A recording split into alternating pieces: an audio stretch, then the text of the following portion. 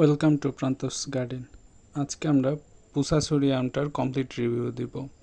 রিফ্রেক্টোমিটারে এর টিএসএস বা total soluble solid এর ওয়েট ও স্বাদ নিয়ে কথা বলবো। পুসাছড়ি আমটা মূলত ব্রাজিলের এলডনের সিডলিং থেকে ইন্ডিয়ান এগ্রিকালচারাল রিসার্চ ইনস্টিটিউট এটা সিলেকশন পদ্ধতিতে তৈরি করেছে। এর অসাধারণ একটা ঘ্রাণ আছে যেটা আমি আসলে এক্সপ্লেইন করতে পারতেছি না।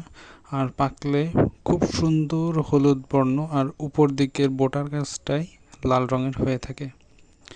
এই আমটার আসলে গাছটা সেমি ভিগোরাস ক্যাটাগরির, মানে খুব বেশি বড় হবে না, আবার একেবারে যে বেটে থাকবে বিষয়টা সেটাও না।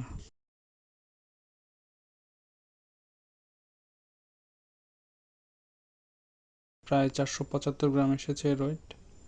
আর এর ফ্লেশটা খুবই সুন্দর, কমলা আর ইয়োলিশ এক পাশের টুক আর ভিতর দিকে কমলা।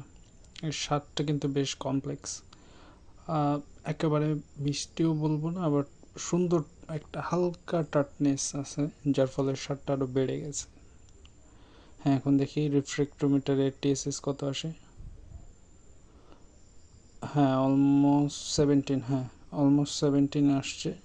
এর ব্রিক্স আর একটু বাড়তো, আমি আসলে গাছ থেকে পেড়েই ফলটা কাটছিলাম, যার ফলে টেস্টে একটু কম আসছে, আর খুব বৃষ্টিপাত হয়েছিল। সিটটাও বেশ ছোট, মাত্র 41 গ্রাম এসেছে সিটটা। মোট কথা পুষা সুরিয়া সব মিলে একটা অসাধারণ জাত।